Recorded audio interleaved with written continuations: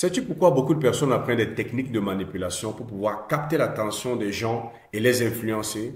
L'une des raisons est la suivante, c'est qu'il leur manque une chose capitale qui fait la différence entre les orateurs efficaces et le reste. Et cette chose, devine quoi? C'est la crédibilité.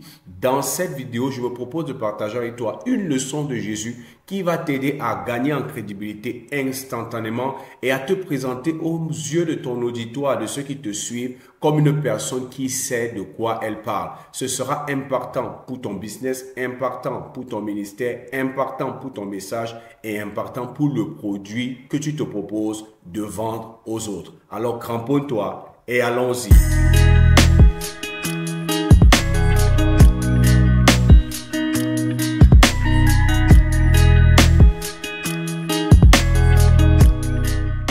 J'ai commencé à prendre la parole en public dans les années 2005, déjà dans le cadre de l'Église, en tant que leader à l'Église, puis en tant que pasteur, ensuite dans le monde séculier professionnel en tant que vendeur, puis en tant que professeur d'université, après en tant qu'entrepreneur, ensuite en tant que conférencier et en tant que formateur.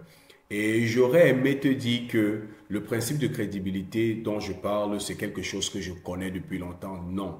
En réalité, j'ai appris à prendre la parole en public auprès de mon leader spirituel en l'imitant, en voyant comment il fait et en faisant la même chose. Et sans savoir, à plusieurs reprises, j'ai eu beaucoup d'impact lorsque je prenais la parole devant les personnes en public.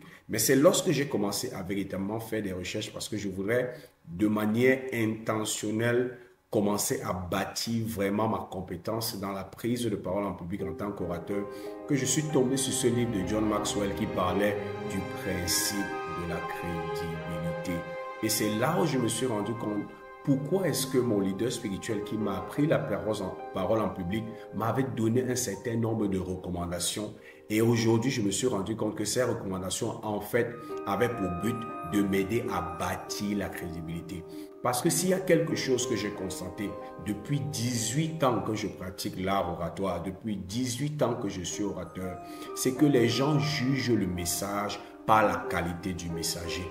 Toi-même qui suis cette vidéo en ce moment, lorsque quelqu'un te présente un produit, tu juges intuitivement, inconsciemment, la pertinence du produit ou du message qui t'est présenté à l'idée que tu te fais de la personne qui porte ce message ou de la personne qui te vend ce produit. Si dans ton esprit, un tant soit peu, tu as un indice dans sa façon de faire, dans son apparence ou dans sa façon de se comporter ou dans un certain type d'information que tu avais avant sur ce genre de personne, si un tant soit peu, tu as une perception de quelque chose de négatif, instantanément, tu vas rejeter son produit parce que c'est comme ça que ça marche. La crédibilité d'un orateur est plus importante que son message. Laisse-moi te dire ceci. Lorsqu'une personne a une grande crédibilité, lorsque sa crédibilité est élevée et son message est moyen ou pauvre, il aura un impact très grand.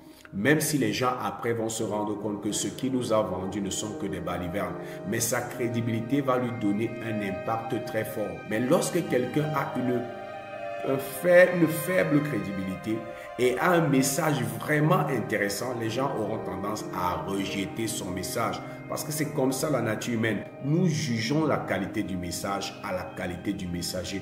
Nous apprécions la qualité du produit qui nous est présenté à la qualité du vendeur. Nous apprécions la qualité du service qui nous est présenté à la qualité de celui qui vend ce service. Nous apprécions que ce message peut vraiment changer notre vie parce que instantanément nous percevons que celui qui présente ce message, nous le percevons comme une personne crédible. C'est pour ça que la crédibilité est capitale.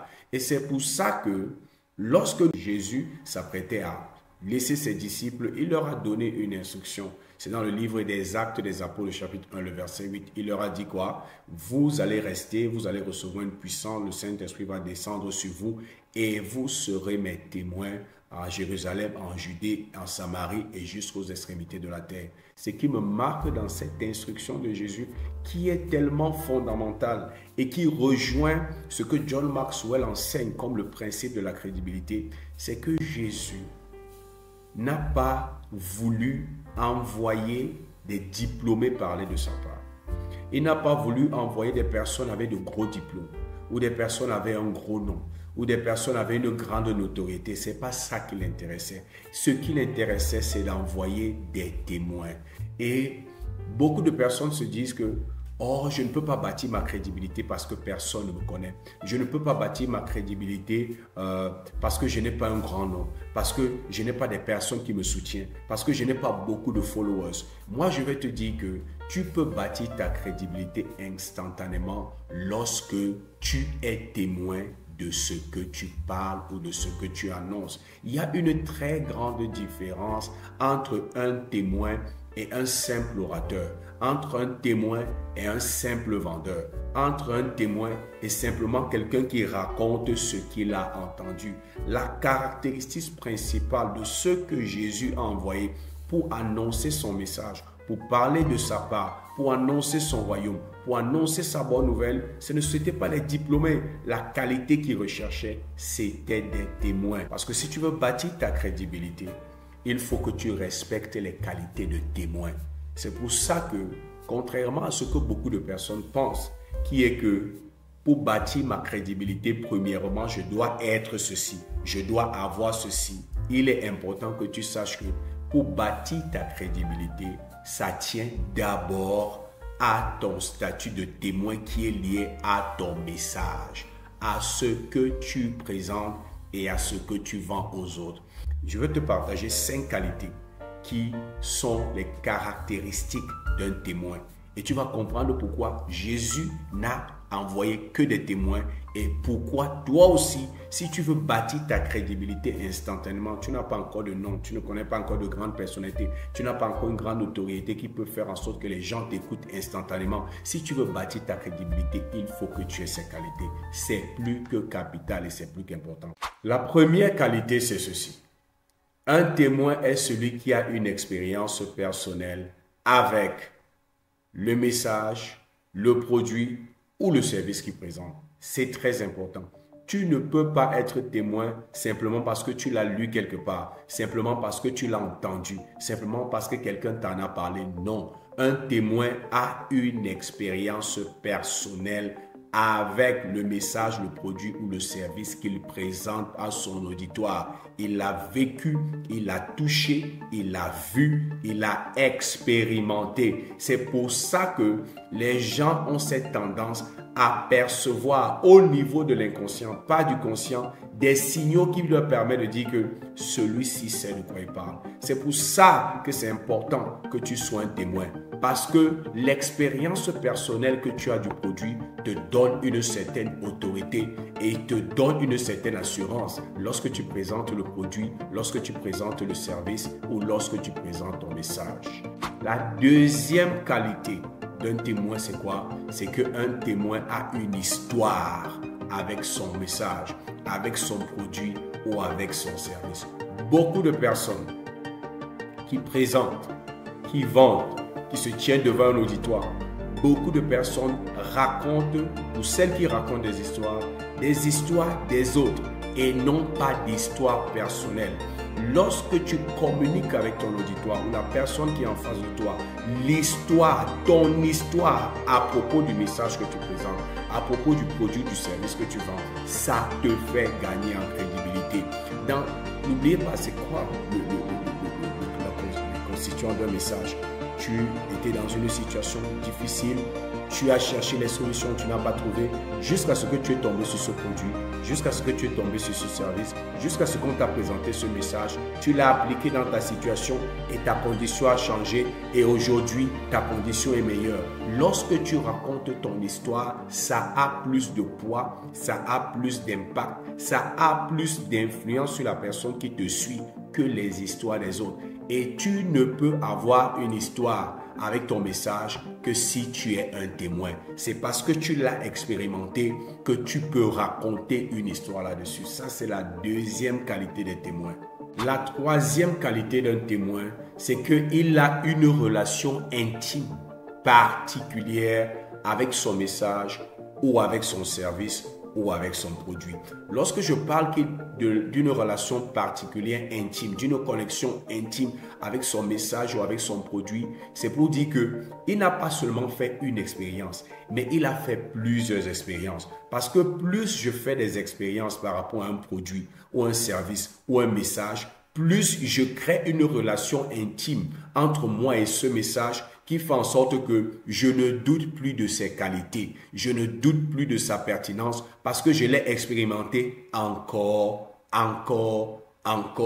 et encore. Et les témoins sont ceux-là. Ils ne l'ont pas expérimenté une fois, mais ils l'ont expérimenté tellement de fois qu'ils ont une certaine relation intime, une certaine connexion avec ce produit, une certaine connexion avec le message qu'ils présentent ou avec le service qu'ils vendent, que c'est difficile qu'une personne qui les suive ne puisse pas sentir cette énergie, ne puisse pas sentir cette énergie qu'ils dégagent sur le plan de l'inconscient, sur le plan spirituel, au point de voir que cette personne sait vraiment de quoi elle parle, parce qu'elle a une expérience personnelle, une connexion personnelle avec le produit qu'elle me présente, avec le message qu'elle me présente. Ça, c'est la troisième qualité d'un témoin. La quatrième qualité d'un témoin, c'est qu'un témoin est enthousiaste. Il est plein d'enthousiasme lorsqu'il raconte son histoire, parce que c'est son histoire. Lorsque vous voyez souvent un enfant, ou même lorsqu'il y a un accident quelque part, et que les médias viennent et commencent à demander aux témoins oculaires de raconter l'histoire, vous allez vous rendre compte, lorsque vous regardez souvent la télé, qu'il parle avec un certain enthousiasme, avec une certaine conviction, avec une certaine passion. Il ne doute pas, il dégage une certaine énergie. Pourquoi? Parce qu'ils ont été témoins. Et le fait qu'ils aient été témoins leur donne cette assurance, et cette assurance se transmet par leur enthousiasme, par leur passion, par leur entrain, par leur énergie qu'ils dégagent. Pourquoi? Ils parlent d'un vécu. Ils parlent de ce qu'ils ont expérimenté encore et encore. Et un témoin, c'est quelqu'un d'enthousiaste. Il y a des gens qui ne sont pas enthousiastes. Pourquoi? Lorsqu'ils présentent leur message, ils sont amorphes, ils sont morts, parce qu'ils n'ont pas d'expérience, parce qu'ils n'ont pas fait des expériences avec leur message, parce qu'ils n'ont pas des histoires de comment leur situation était difficile, et lorsqu'ils ont appliqué ce message qu'ils partagent aux autres, ce produit, leur situation a changé. Si tu partages un message ou tu vends un produit qui a délivré ton enfant d'une situation de maladie difficile, lorsque tu vas en parler avec une telle assurance, un tel enthousiasme qui sera communicant, parce que tu as une histoire derrière, et ça c'est une qualité, l'enthousiasme des véritables témoins que tu dois développer. La dernière qualité, et non des moindres d'un témoin, c'est qu'un témoin ne cherche pas à te persuader, il ne cherche pas à te convaincre.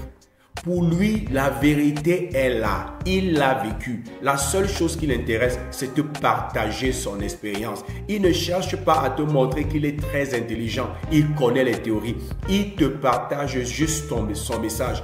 Il a un certain détachement par rapport à celui qui le suit. Il est attaché à son histoire. Il est attaché à son message. Il sait que ça marche. Mais par rapport à ceux qui le suivent, il a un certain détachement. Il ne cherche pas à vous convaincre en employant des théories. Il a son histoire, et son histoire, c'est son histoire. Aucune personne dans l'auditoire ne peut changer ça. Et ce détachement qu'il a par rapport à l'auditoire lui donne aussi d'être une personne crédible. Parce que l'une des particularités des personnes crédibles, c'est que vous acceptiez son message ou pas, que vous acceptiez son produit ou pas, il reste joyeux, il reste confiant, il reste enthousiaste, il reste passionné. Pourquoi? Parce qu'il est convaincu que ce qu'il dit est vrai, et que si vous ne l'acceptez pas aujourd'hui, c'est à vos dépens.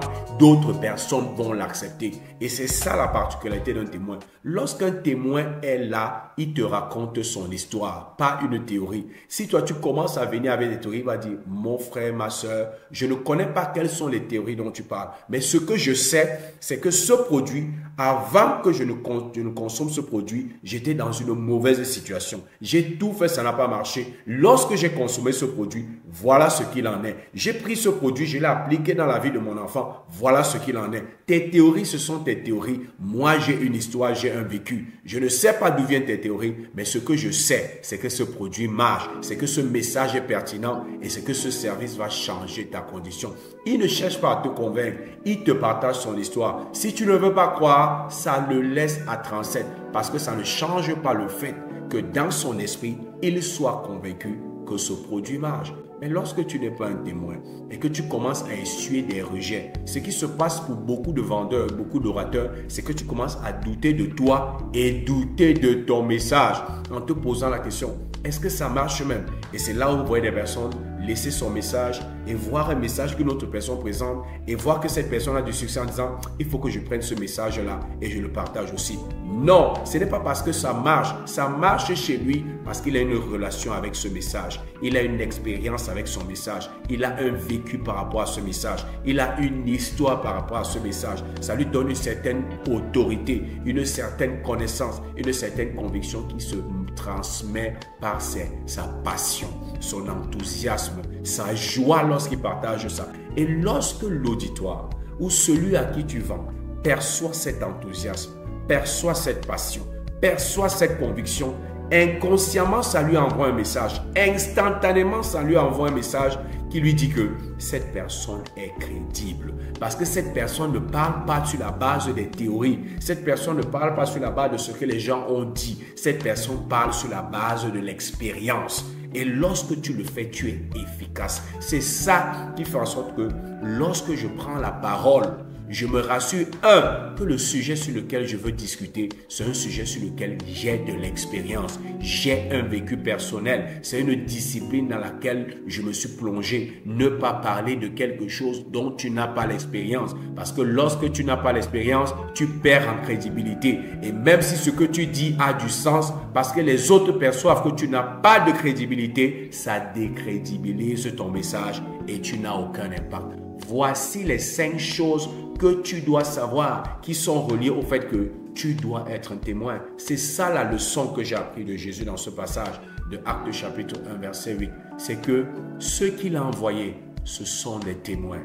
Et si toi aussi tu veux devenir un orateur efficace, rassure-toi que ce que tu partages aux autres, tu en es le témoin vivant. Ce que tu vends aux autres, tu en es le témoin vivant. Ce que tu présentes aux autres, tu es la personnification de ce que ce service est capable de faire dans la vie de quelqu'un.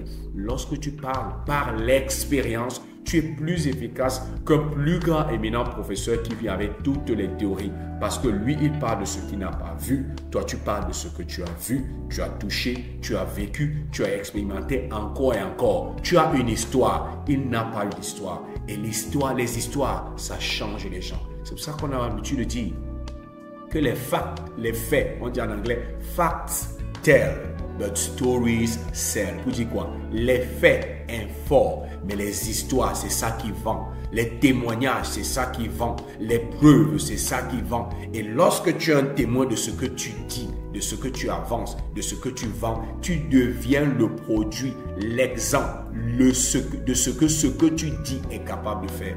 Et ça te fait gagner en crédibilité. Et j'ai compris pourquoi Jésus, au lieu de choisir les diplômés, au lieu de choisir les grands, il a juste choisi les témoins, ceux qui avaient fait l'expérience avec sa parole, ceux qui avaient fait l'expérience avec son évangile, ceux qui avaient vu la guérison, ceux qui avaient été libérés, ceux qui avaient été soulagés. C'est eux qui l'ont envoyé et il leur a dit, allez être mes témoins. Pour dire quoi? Allez raconter votre histoire. Si tu veux être un orateur efficace, rassure-toi que ton message soit celui que tu as vécu, que ton message soit d'abord ton histoire. Avant d'aller chercher les théories pour confirmer cette histoire, rassure-toi que tu as un vécu. Si tu le fais, tu vas gagner en crédibilité instantanément parce que tu n'as pas choisi n'importe quel sujet. Tu as choisi un sujet où tu as la connaissance par l'expérience. Et tu vas voir, tu n'auras pas peur. tu seras passionné. Lorsque quelqu'un va te poser une question pour essayer de contredire ce que tu dis, la seule façon que tu vas répondre, c'est en donnant ton histoire. Tu vas lui dire, mon frère, ma soeur, je ne sais pas de quoi tu parles, mais ce que je sais, c'est que j'étais dans telle situation, j'étais dans telle condition. Dès que j'ai appliqué ceci, ma situation a changé. Et si tu commences à le faire, à choisir le message ou le produit ou le service dont tu as l'expérience, tes résultats seront extraordinaires, que ce soit en tant qu'orateur, conférencier, formateur, vendeur ou quel que soit le poste ou tes qualifications qui t'amènent à prendre la parole devant les gens, tu deviendras efficace. C'est ça que je voulais partager avec toi. J'espère que tu as obtenu de la valeur de ceci. C'était Zoé du Cameroun et je te souhaite le succès.